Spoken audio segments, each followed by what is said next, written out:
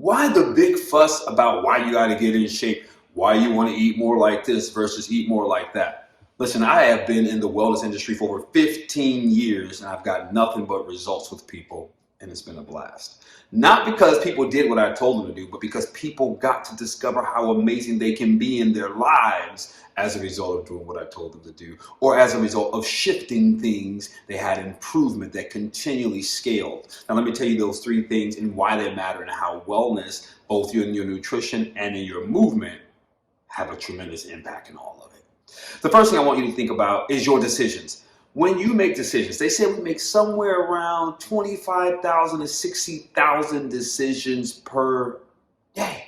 Some of it autonomous, of course, right? I just move my leg because I move my leg.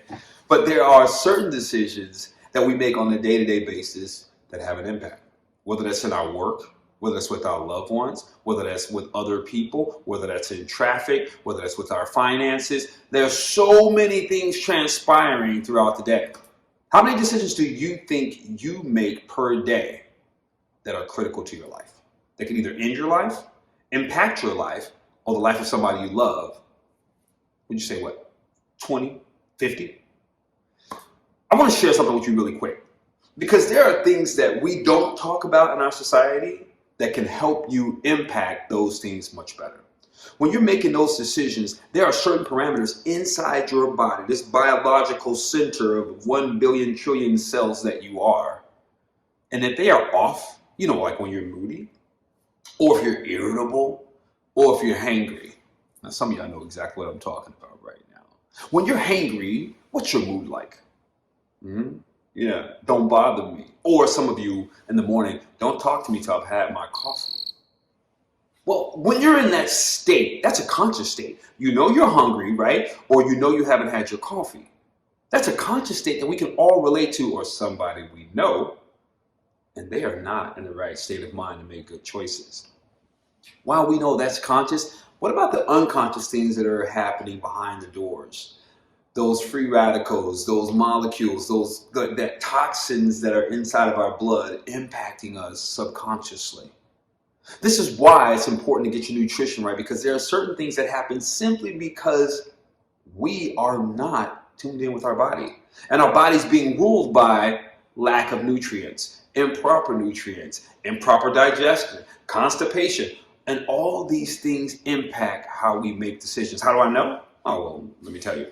Harvard Business Review, if you need some scientific information, found out that when we purchase stuff, like that last time you purchased something you know that you didn't need, we've all done that. Do you know why you did it? Probably not. According to Harvard Business Review, 95% of why we buy or make choices or purchases or choose are related to how we feel or think it's going to make us feel. Now, that's true in the eye socket world, like where we're considering something and we know it doesn't make rational sense here, but we buy or choose it anyway. What about those subconscious things I was just mentioning a few moments ago?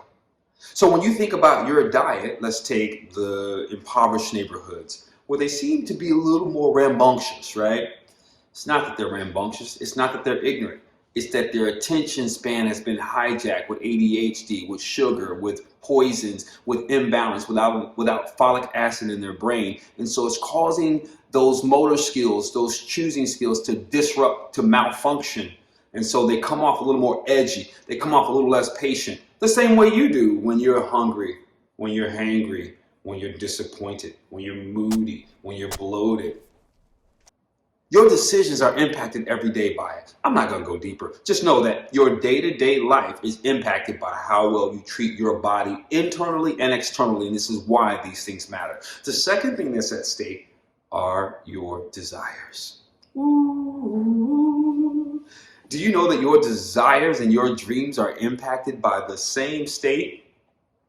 Because when you desire Doritos, I've had that craving before, then it has other ill effects that show up in our body that take over and cause us to fail, cause us to malfunction, or shall I say, cause us to be disrupted, causing the electrical system within inside of us to disrupt, which causes us to want other things, right? How many of you ever heard of comfort food?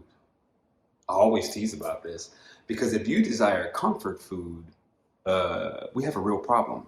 The way I consider it is this.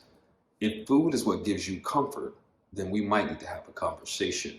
Because if food is giving you comfort, then that means you are avoiding, hello, you're avoiding the opportunity to develop and cultivate your relationship skills, heal from past wounds, and as a result of that, you then desire food that isn't healthy for you, which then leads you down the path to whoever else enjoys that kind of food with you, who also might be broken, unhealed. Do you understand what I'm saying? And as a result, you start having desires that are not even your own. They're a result of you not taking care of yourself. Oh, the desire to sleep in. Nothing's wrong with it. I'm sure you probably work really hard. But if you're eating trash or not taking care of your body, it's going to cause you to sleep in, which then impacts your ability to have energy later in the day to build your side hustle. What? Yeah? Can you see how this now starts to impact your desires? That would be a good idea. I don't have the time for it right now. I'm so busy. Knowing that what you're busy with doesn't even pay the bills. Trying to help you. Now, last but not least, all right, it's going to determine your destiny as well. This is where it gets really scary. Because not only is your day-to-day impacted by your immobility and or your bad nutrition, but your desires, which impact how you choose and what you do in the extra or who you choose to hang around, gets impacted, which ultimately determines your destiny. And this is the most scariest part.